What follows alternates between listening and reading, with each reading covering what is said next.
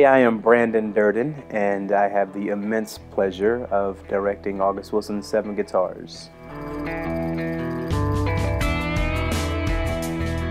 This will be my 4th outing at Two River, first time as a director.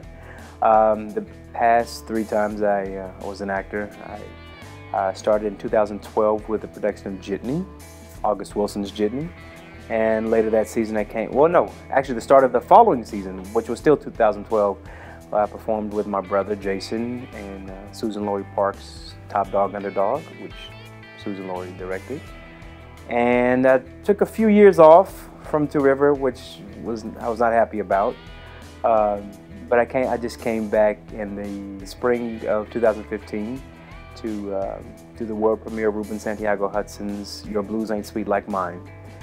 And Ruben, coincidentally, directed Jitney, which brought me to Two River the first time. So you have Ruben to blame, or thank. We'll see, we'll see, right?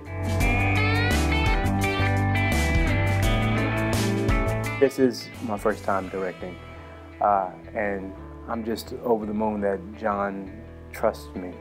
My sensibility is enough to shepherd this one. It's a great responsibility. I was 12 and I was doing Joe Turner's Come and Gone, August Wilson's play. This was 25 years ago, and I was playing the young boy Ruben. And I looked on the opposite side of the table as I'm doing my scene, and Claude Purdy, who was one of August's great friends, and actually a man responsible for getting August to start writing plays and moving out of poetry, he was directing that production, and I saw him having the time of his life. Just a ball. We do the same lines, we run the same scenes over and over and over again, and he never tired of watching us. And that's what happens when you have great material that August has provided us. But it's also the thrill of watching a group of artists find this thing together and knowing that they're looking to you for the guidance to say, are we all on the same page?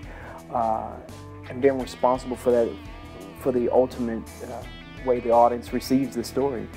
And the joy that I saw Claude have in his eyes every time. I had never witnessed that before.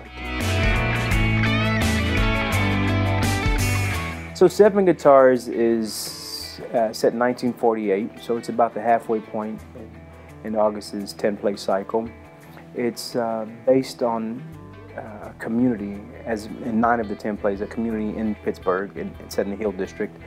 And the interesting thing about this play is that, this is post-World War II, and we have a country that is really at the precipice of becoming what the Founding Fathers intended. Life, liberty, pursuit of happiness. I mean, we won the war, we've triumphed over evil, and now the economy is turning around. You have Truman in office, who was bringing great new legislation to the table, who was fighting for civil rights for all Americans. So there's a lot of promise in the air. The air is so thick with promise. And what August does with this play is he once again puts that promise in the balance. Is this really a promise for everyone? Or is it a promise just for the privileged few? And so you have a community in Pittsburgh, in the Hill District, where different people in this community are experiencing and are engaging with this promise in different ways. August really represents a new world and an old world and a future world, all in this play. And it's really interesting to see how these different ideas collide, and how everyone is really searching for a better way of life.